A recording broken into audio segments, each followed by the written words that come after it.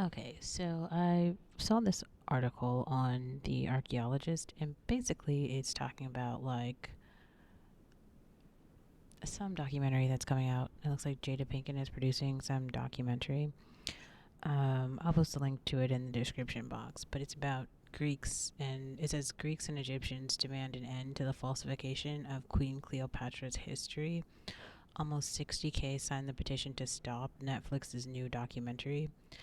Um, okay, I just think this is hilarious for so many reasons. The first reason is we watched Katy Perry do a whole like music video where she was pretending to be Cleopatra now. If nothing else, we know that like Cleopatra is from like Egypt. She's in Africa. So she certainly didn't look anything like Katy Perry. Now it sounds like a whole bunch of people are demanding that she's Greek. Like, okay, so now there's a Greek queen in Egypt, which is in Africa. Like, make it make sense. It just doesn't. Whatever, sway. Following the release of the trailer for the Netflix's new series Queen Cleopatra, produced by Jada Pinkett Smith, wife of Will Smith, a petition to cancel the show has gained significant traction online. Over 60,000 people have already signed the petition, which calls for the cancellation of the show due to concerns around historical inaccuracies and cultural appropriation. That's fascinating.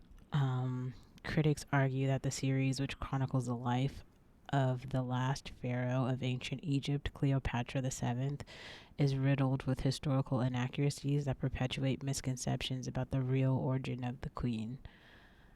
The show hasn't even come out yet, so I don't even know how there's historical inaccuracies. That doesn't make any sense. Um, it doesn't make any sense. It says the contentious series has spurred heated discussions on social media about historical revisionism, racism, supremacism, and ethnicity.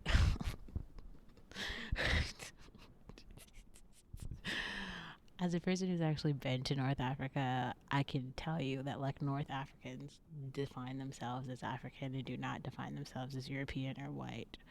So the fact that there's a whole bunch of people online telling North Africans how they define themselves is hilarious, but okay. The contentious blah blah blah blah. Additionally, concerns have been raised about the casting of the main character, with some arguing that the actress chosen to play Cleopatra is not representative of the historical figure's ethnicity. This is challenging just because, I mean, it's kind of the whole conversation around Jesus. Like, Jesus has like hair of wool and skin that's golden, but they keep painting him as like some white man and they put him on like every wall. And people are sitting here talking about historical inaccuracies. Or remember when we talked about how the day that Rue went black became black, even though in the book she was written as a black character.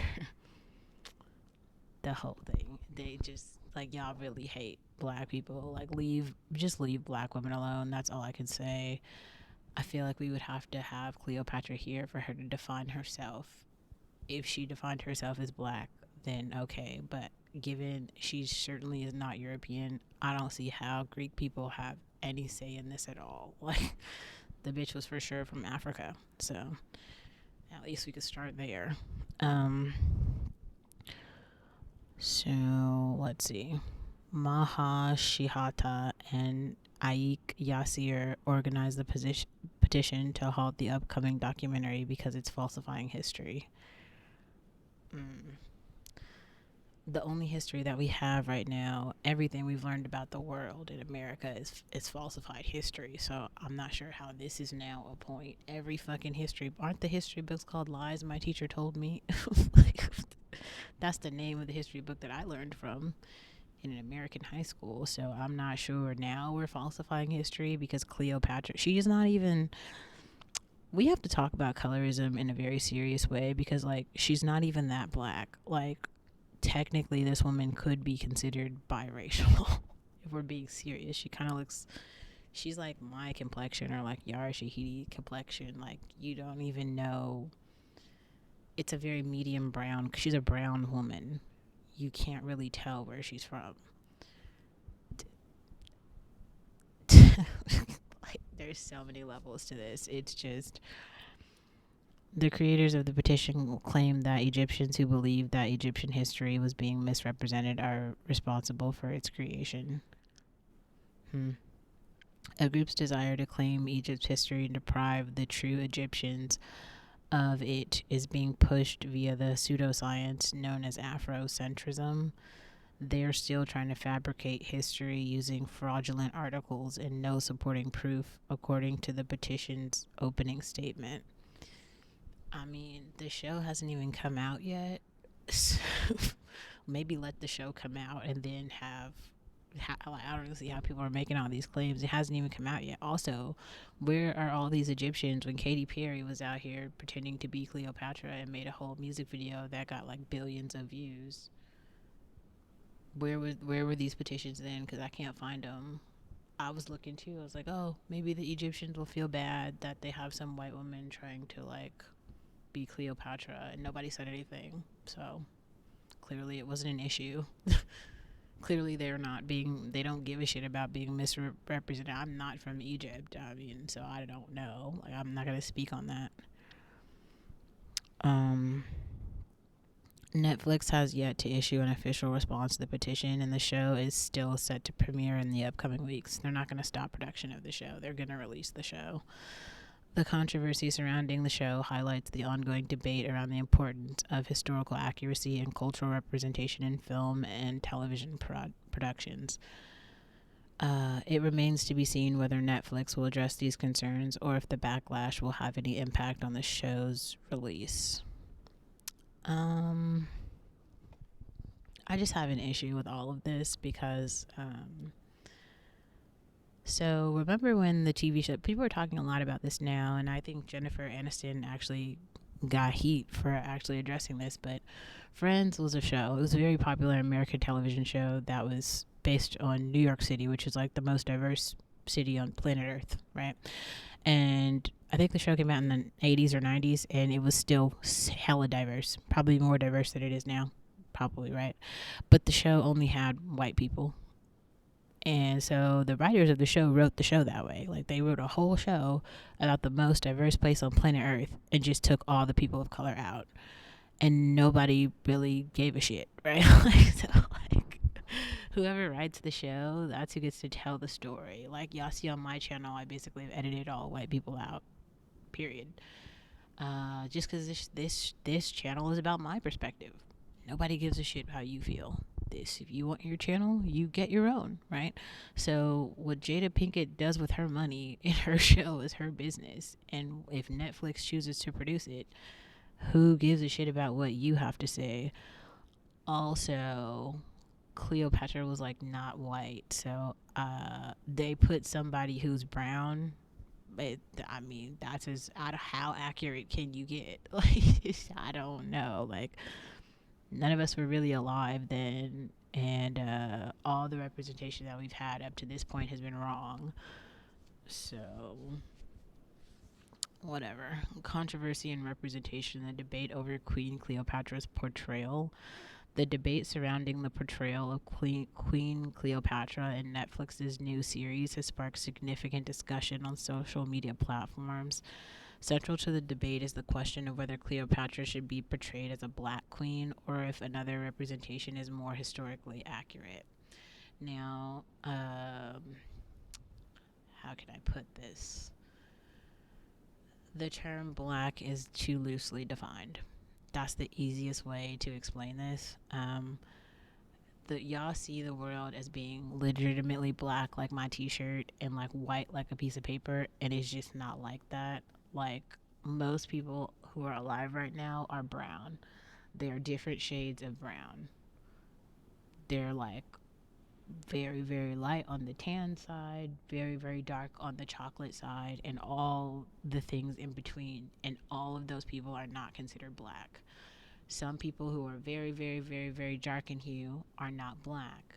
They are like Native Americans, or they are actually Indians from India, or they are Brazilian, or they are African. Like, but the world is large, And all people, just because they are a darker skin color, do not consider themselves black, because they are not black.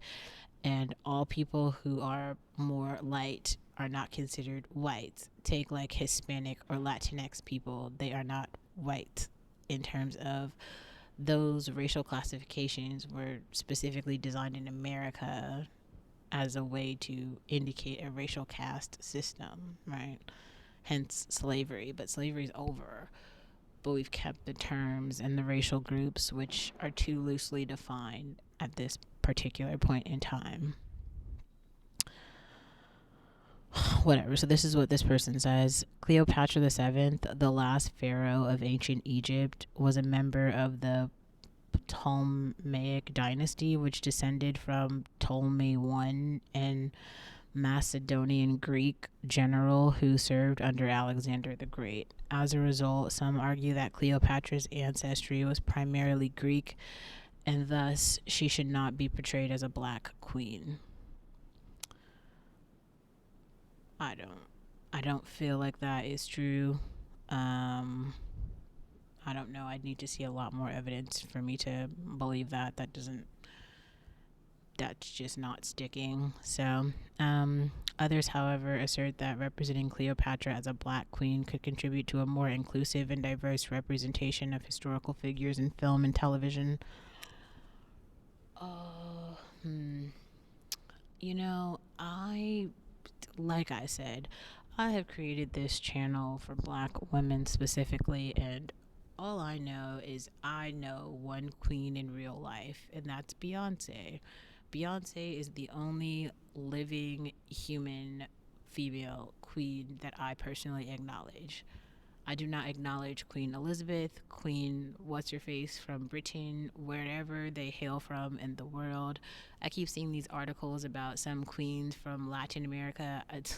It's an impoverished third world country. If you have a queen or not, you're still poor. So, like, I don't even understand what that means. Like, Beyonce is worth more money. So, Beyonce is better. You can't tell me shit. Can you get Renaissance tickets? No.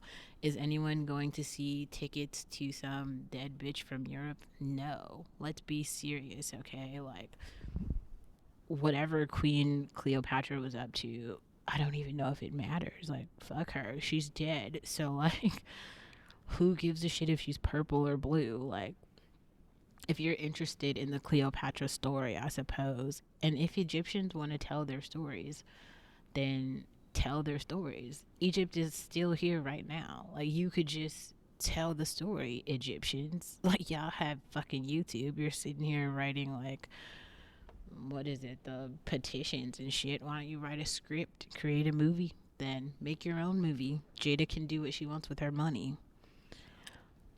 Others, however, assert that representing Cleopatra as a black queen, we don't need any more inclusivity. Fuck inclusivity. Jada should be making her own movie about her own life, which is super fucking interesting. Like, I mean, this bitch is, she's like homies with Tupac. Make that story. Like, that's actually interesting.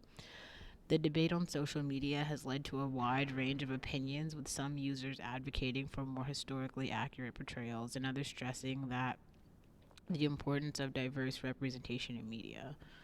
We don't really need diverse representation in media because we don't have a diverse society. We have a segregated society. That's why we need segregated stories. Like, we need Issa Rae in a corner telling a very black story and having more and more events that are like, the black people are over here, so that we can see a clear lens on a black experience, right? Because we don't live the same experience as everyone else. So why are we trying to pretend like we're all living in the same society when we're not? As any historical figure, it can be challenging to determine the exact appearance of Cleopatra, which leaves room for interpretation and artistic license. The conversation surrounding the representation of Queen Cleopatra highlights the complexities of portraying historical figures in modern media and raises questions about the responsibilities of filmmakers and producers when depicting history. I don't know how I feel about that. African roots of ancient Egypt. Uh, Egypt is in Africa. You can look at a map. I think they're just trying to basically say that Egyptians are not black. And that is up for debate like I said, as a person who's been to North Africa and just talked to like North African people, they define themselves and they do not see themselves as white. I wouldn't say that they see themselves as black. They see themselves as Africans though, for sure. So this has nothing to do with Greece. I can tell you that much. I can't really go further than that, but like that from what I have personally seen. Um, Afrocentrism is a cultural and historical perspective that emphasizes the importance of African history and the contributions of African people to global civilization. When applied to the study of ancient Egypt, the Afrocentric view focuses on the idea that ancient Egyptian civilization was fundamentally African in nature with its people, culture, and achievements rooted in the African continent. Proponents of the Afrocentric view argue that ancient Egyptians were indigenous to Africa and that their culture and society shared many similarities with other African cultures. They highlighted the geographical location of Egypt on the African continent and the evidence of cultural connections with neighboring African civilizations. Afrocentrists often challenge the traditional Eurocentric perspective, which has historically emphasized the connections between ancient Egypt and Mediterranean or Near Eastern civilizations, sometimes to the point of downplaying or even denying its African roots. They assert that such Eurocentric interpretations can be biased and contribute to the marginalization of African history and achievements. Key points of the Afrocentric view of ancient Egypt's history include racial and ethnic identity. Afrocentrists argue that ancient Egyptians were primarily black or African in origin rather than belonging to a more Mediterranean or Middle Eastern racial group. Middle Eastern don't have a racial group in the same way that like Latinx people don't have a racial group. The racial classifications are like white, black, Native American, and Asian. Uh, so all of the other people are what we consider mixed race, including Arab people. So Arabic is a language, Egypt is a place. So being brown and speaking a particular language and coming from a particular place does not classify a racial group. So, I mean, this is what I'm saying. The people of color are a bit late to the party and they're trying to use terms that they didn't invent. Like, Americans do racism better than everybody else. We know. Like, we for sure, like, we know. Like, we did it the best. Americans win at racism. So for Arabic people to come in here and start talking about how they're this and that, creating new racial identities and other marginalized groups, like I can't explain to you the amount of nobody gives a shit. Like it's just nobody gives a shit. They're just like the Latinx people of color. Like with the you're just another fucking poor brown person. It's a joke. Like I don't even. Oh my god! Ding dong, the retards are here. They base this argument on various sources such as physical anthropology, artistic representations, and historical records. I was just talking about this today, but everybody loves a participation trophy. You know, like they want to be like, oh, we were here. This is our story. Well, guess what? Everybody else lost except for maybe Dubai. Like, looks like maybe Dubai is kind of winning a little bit because they have some oil. Okay, there's some rich people over here, but like in reality, does it matter? Be serious. Like, does it matter? Because America's still winning at everything. Like everybody's mad and they keep blowing stuff up because America's winning at everything, and everybody keeps coming here. Just every day, every single day. Like it's been this way for so long, Like in the game of capitalism, this is monopoly, and America wins again. They win. America wins at everything, and I'm not saying that to boast and be like I'm on the winning team because I don't appreciate my American citizenship. At the same time, I do acknowledge that America is winning. America is winning big. Winner take all. Like, American capitalism is just dominating. So, okay, how can we. Where were we? Contributions to global civilization. The Afrocentric view highlights the significant achievements and advancements of ancient Egyptian civilization, asserting that these contributions have been downplayed or overlooked due to Eurocentric biases. Well, that's actually true.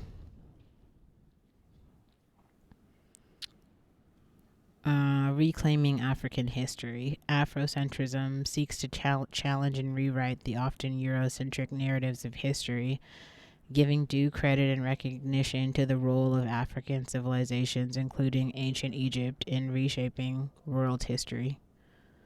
Were there ever black pharaohs? Exploring the 25th dynasty of the Nubian pharaohs and its African roots. Ancient Egypt was in many cases a complex, diverse society with many different dynasties throughout its history. While it's relatively easy to determine the precise racial or ethnic backgrounds of most of Egypt's ancient rulers, some dynasties were more closely connected to the African continent, and their pharaohs may have been of African descent.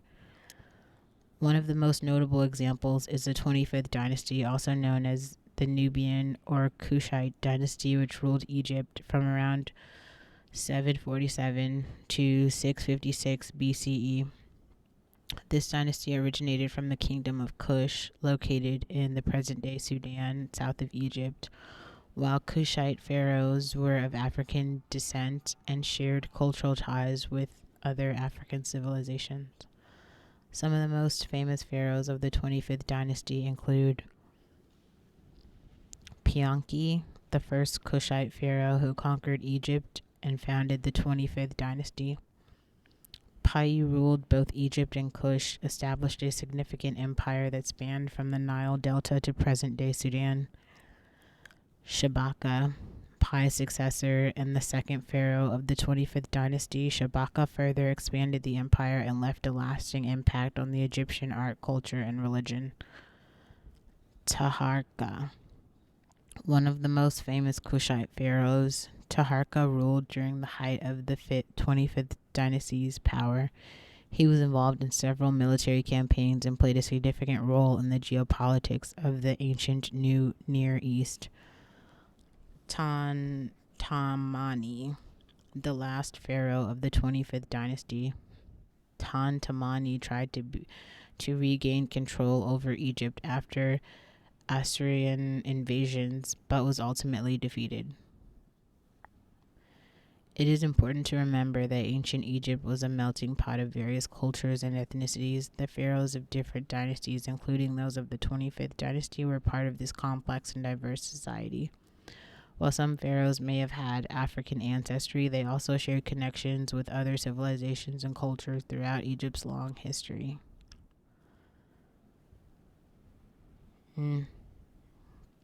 This is very interesting. Understanding and challenging supremacist ideologies beyond black, African, and white supremacy. See how I really like the fact that they included both of those, because it's really important to do that. Like, there are black supremacists and there are white supremacists, and they're both extremists. Keyword being extreme. So, black African supremacy, much like white supremacy, refers to the belief that people of African descent are superior to other racial and ethnic groups. It is important to note that this belief is not representative of the majority of people of African descent, but rather a fringe ideology held by a small number of individuals. This is true. The concept of black African supremacy may be rooted in reactions to historical injustices and racial discrimination, including slavery, colonialism, and ongoing social inequalities.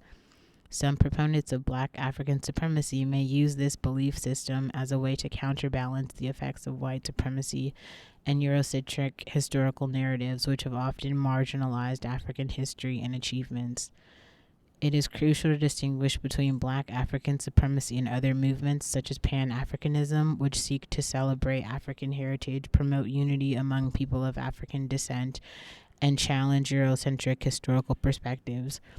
These movements generally do not promote the superiority of one racial or ethnic group over others, but instead focus on empowerment, cultural pride, and historical accuracy. In the pursuit of racial equality and justice, it's essential to recognize and challenge supremacist beliefs, whether they promote the superiority of one racial or ethnic group over another. Efforts should be made to promote understanding, tolerance, and respect amongst people of diverse backgrounds and foster a more inclusive and equitable society.